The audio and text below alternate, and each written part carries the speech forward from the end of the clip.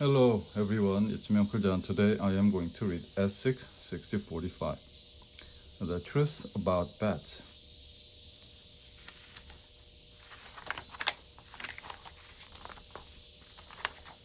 Chapter 1. Say cheese. I aimed my camera at Tim and Dorothy. We call her DA for short. Click. What's up, Ralphie? Said Tim. That's gotta be the 10th time you've taken my picture this week. Yeah, I just like to take pictures, that's all. I said my new camera is great. It was my favorite birthday present. Hurry up, you guys, DA said. We'll be late for class. It was almost time for summer vacation. Everyone was excited about the field trip that was coming up. We didn't know where we were going, but with Miss Frizzle for a teacher, we knew it would be far out. I caught up with Tim and DA at the door to our classroom. The rest of the class was already inside. Phoebe, Arnold, Wanda, and some of the other kids looked a little scared. I knew why the minute I saw the fleece. The dress she was wearing was covered with bats. Good morning, everyone, Miss Frizzle said. Take your seats. I have wonderful news. Somehow, I don't think it's going to be so wonderful for me, Phoebe whispered to Wanda. As you know, we have one more field trip before school is out, and I have just a place. She went to the board and pulled down a map of the US. She aimed the pointer at California, Yosemite National Park, home of majestic mountains, wonderful waterfalls, stupendous sequoia trees, and the rare and delightful spotted bat.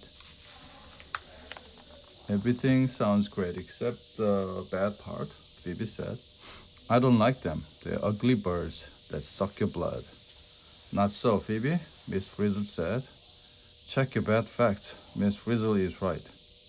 First of all, bats are not birds. They are mammals. Just like dogs and cats and us, they are the only mammals that can fly. That's pretty neat. Yes, Keisha said. They don't suck people's blood. That's just a myth. Vampire bats do eat blood, but from cattle and horses, not people, DA added. They don't really suck the blood. They make a slit and lap up a few drops. We won't be running into vampire bats in California anyhow. Tim told Phoebe. They live mostly in Central and South America. Not in the US. The vampire bats are just one kind of bat. Aha, Miss Frizzle said. You're betting 1,000 there, Tim. Miss Frizzle put a disk in the computer and punched some keys. A bat with huge pink ears and black and white spotted fur appeared on the monitor. There it is, spotted bat. These bats live in western North America. Yosemite is one of the few places in California where they have been seen. Get a load of those pink ears. Carlos said, these guys look like the bunnies of the bat world. I thought all bats were black, Wanda said. Some are black, some are brown, or gray or red, or silver, or spotted, said the freeze.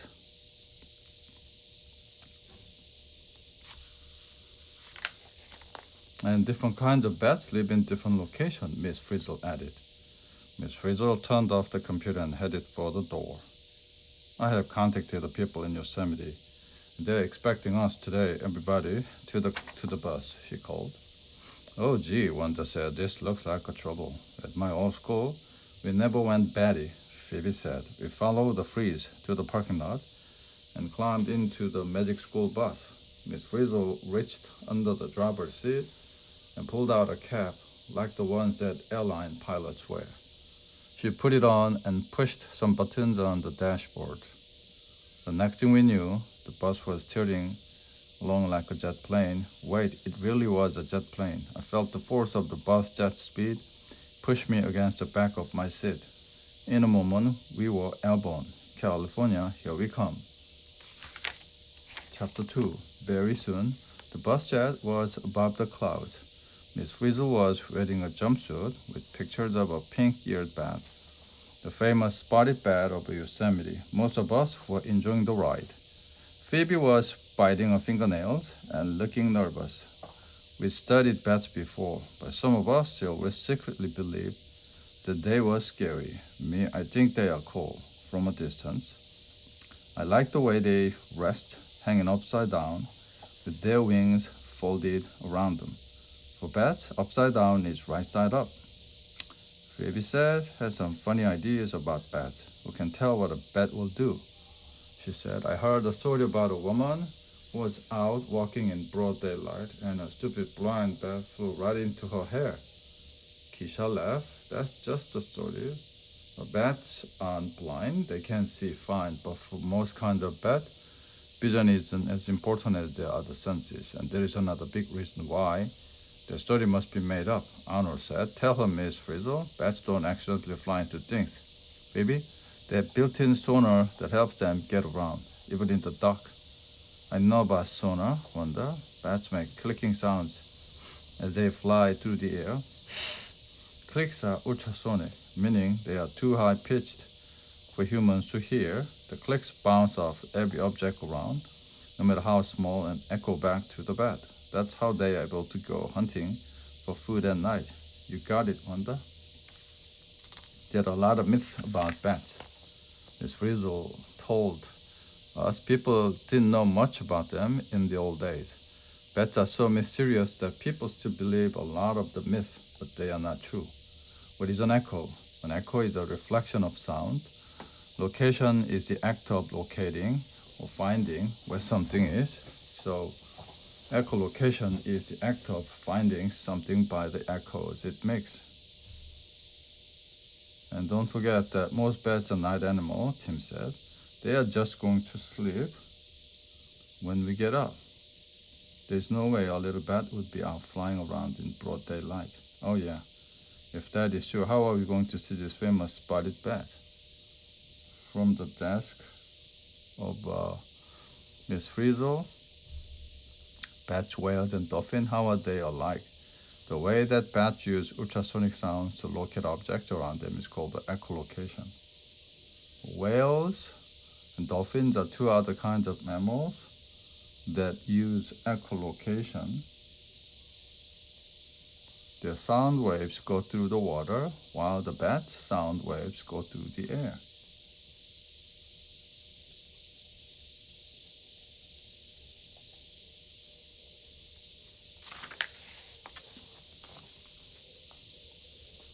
Do we get to stay up late? Keisha asked. We sure do, Keisha. Miss Frizzle announced. We're going to camp out, so we will be right at the scene. Oh good, I love to go camping. Phoebe smiled for once.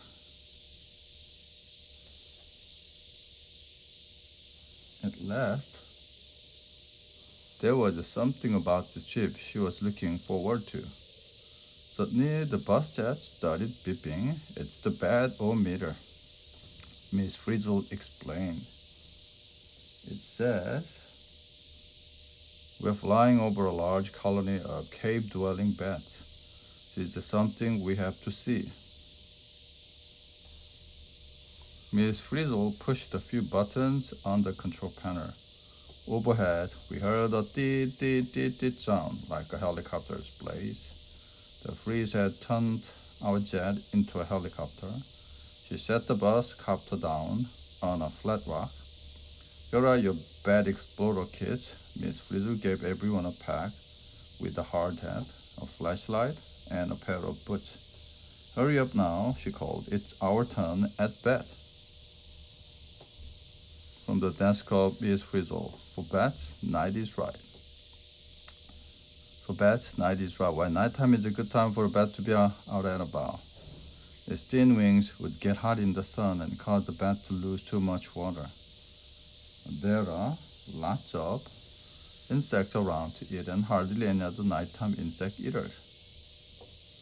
In the daytime, bats would have to compete with birds for food. There are few dangers for the bat at night. Owls and snakes are its biggest problem.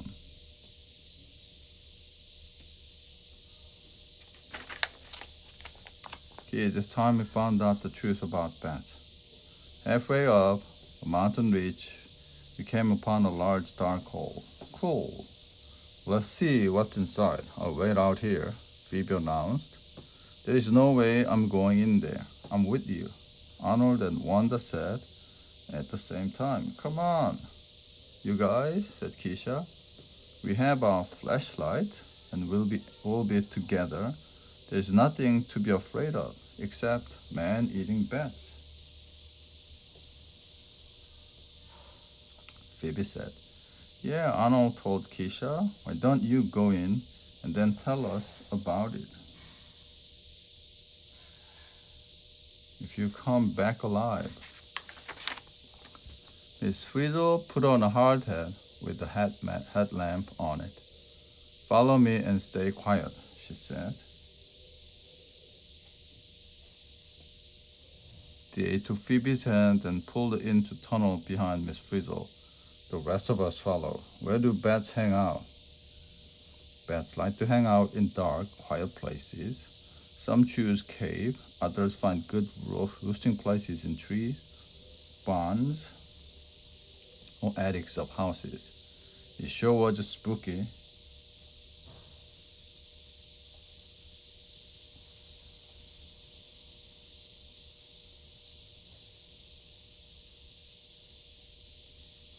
Our flashlights made little circles of light on the walls of the tunnel, but we were surrounded by darkness.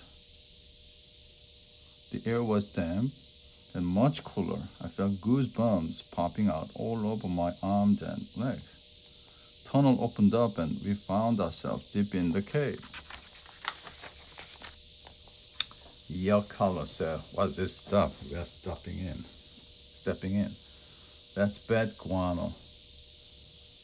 Good thing we have these boots. You can say that again, Carlos said. Bad guano is a bad poop. Oh, this looks like the bat sleeping quarter, Miss Frizzle said. She looked up and the headlight on her hard hat, lit the ceiling, was covered with bats, hundreds of them hanging upside down. Uh-oh, Miss Frizzle said. Those are great bats up there, an endangered species. And some of them are only half-grown pups. This must be a nursery colony. We have to get out of here.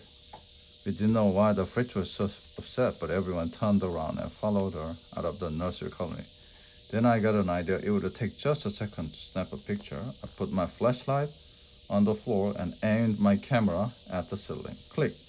The light flashed as I pushed the shutter button. Some of the bats started flapping their wings. The flash must have woken them up. I turned around and ran. But I had left my flashlight in the cave. I couldn't see a thing. I took a few steps and bumped right into a wall. I didn't know which way to turn, so I did the only thing I could think of. Help, help, I yelled. Help, help, the cave echoed back. No one came. I was alone in a cave. Chapter 4. I was lost in the dark tunnel and getting colder. By the minute, I kept yelling, but my voice was giving out. Where was Miss Frizzle?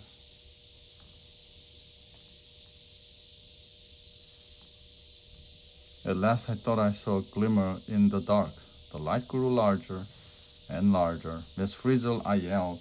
Ralphie, she said, what are you doing? I was taking a picture of the bed. I explained, but my flash woke them up and I was afraid they would attack me. I left my flashlight behind. You probably scared them, Miss Frizzle. It's time we were out of here. Follow me.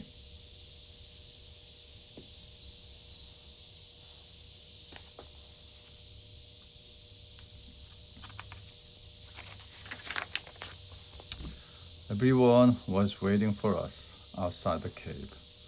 Was I glad to see the gang? Ralph made a mistake, Miss Frizzle said. You see, gray bats have pups just once a year. Ralphie could have upset the mothers or caused these newborn pups to fall. That would have been real trouble for this colony as it is. Gray bats are one of the most endangered mammals in this country. You mean they are in danger of becoming extinct? How come? Gray bats need caves to live in, Tim. But lots of caves are being destroyed these days. People want to use the land for other things, such as houses. Can the bats just move to other caves, like this one? Sooner or later, they will run out of caves, Miss Frizzle explained. That's why scientists are trying to protect the caves now. In fact, Most gray bat home have a gate across the entrance and a sign warning people to keep out. It's against the law to go inside. She paused. How bats help? Bats are important to us because they eat tons of insects that are harmful to animals, crops, and people. Some even pollinate flowers they feed, helping new plants to grow. She said, I'm surprised this cave is still open. I'll have to report it to the Fish and Wildlife Service. Now I feel bad. I didn't mean to harm the bats. I just wanted to get a couple of good pictures for my album. I told Miss Frizzle, a bunch of sleeping gray bats isn't a bad exciting picture. Arnold said, you need to get a shot of a fierce flying bat with its mouth open so you can see its sharp teeth. That would be something else. It is perfectly natural for bats to fly with their mouth open. Miss Frizzle pointed out they are not being fierce at all. They're just using echolocation to see you. Most bats send out their sonar signal through their mouth. I didn't know that, Phoebe said, but I've seen photos of bats in books, and lots of them are snarling. You'd snarl too if someone trapped you and held you down to take a picture. The bat is just scared and trying to defend itself. Yeah, like my kitten Teddy. When another cat comes around, he folds his ears back and shows his teeth and spits. He looks so fierce, but he doesn't usually look that way.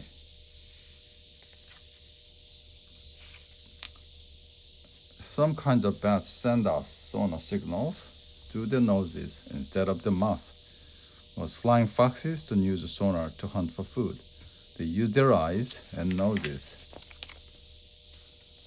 Do you know another way that bats are like cats? Tim asked. They rhyme. Very funny. Try again. They both have fur. Yes, but that's not all. Bats clean themselves just like cats by licking their fur. They are very clean animal. Check the watch. We are running late. She said, back to the copter. We should have been in California by now. What? Well, I said, let me take some shots of us at the cave. Everyone lined up in front of the cave. Let's pretend we're flying gray bats, Keisha said. The kids crouched with their arms spread and opened their mouth. Click another gray shot for my album. Then Tim took a picture of me. Come on. Class, Miss Frizzle called from the cockpit. We climbed into the bus copter and took off in a cloud of whirling dust. Before we knew it, the bus copter turned into a bus jet and we were off to California. Chapter 5. The bus jet made a steep turn and headed downward. Below, we could see snow-capped mountains above green valleys. Rivers that looked like shiny ribbons snaked their way through the valley. This was Yosemite National Park. Prepare to land, called the Freeze.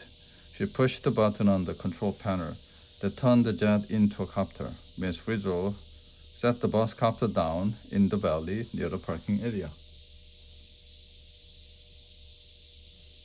We piled out and stood staring at the sight. All around us were humongous mountains. One looked as if a chunk had been sliced off the top. We could see 3 waterfalls tumbling down the sides of tall stone cliff. The big one must be Yosemite Falls, DA said. It's the largest waterfall in the country. Now, I was really glad I had my camera. I started snapping like crazy.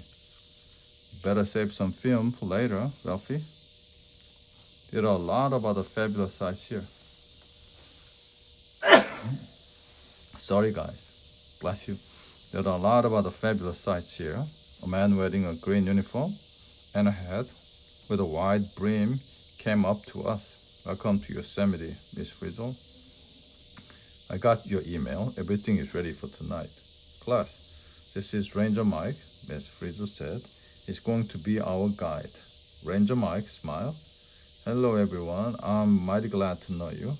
Thank you for coming to meet us, Ranger. We are looking forward to our stay. Now, if you would be so kind, show me the way to the spotted bat. She turned and walked to the place where the bus copter had landed, and there was our school bus. It was good to see it back in its normal form. Phoebe groaned. Just when I was starting to have fun, she said. I almost forgot why we came. Well, I know that Miss Frizzle has a heart set on seeing the spotted bat, Ranger Mike said to us, but I can't promise we'll find one. There's no way of telling what kind of bats we will catch tonight when we go mist netting. What's mist netting? Wanda asked. You see, said Ranger Mike as he got into his jeep. Okay, Miss Frizzle, after me. The bus followed the jeep along a road that twisted and turned as he climbed higher into the mountains. When we turned off the main highway and onto a road that went through the woods, pine trees towered above us. We stopped at a clearing near a river that looked as smooth as glass.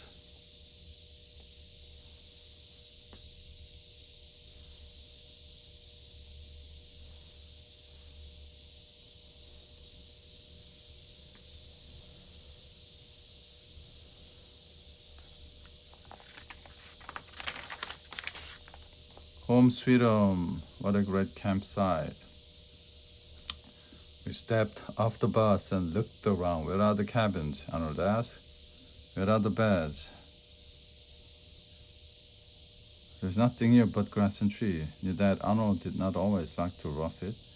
Oops, I think I got that wrong. Arnold never liked to rough it. Never fear, the bus is here, she said. She pressed the lever at the front of the bus. Instantly, the sides folded out and formed themselves into log cabin shape. We ran inside. It's so neat, Wanda said when she saw the huge sofa in front of a round wood stove. At the other end of the bus cabin were bunk beds covered with red woolly blanket. It's even got a bathroom, Arnold exclaimed. This was his kind of camping, all the comforts of home. The end.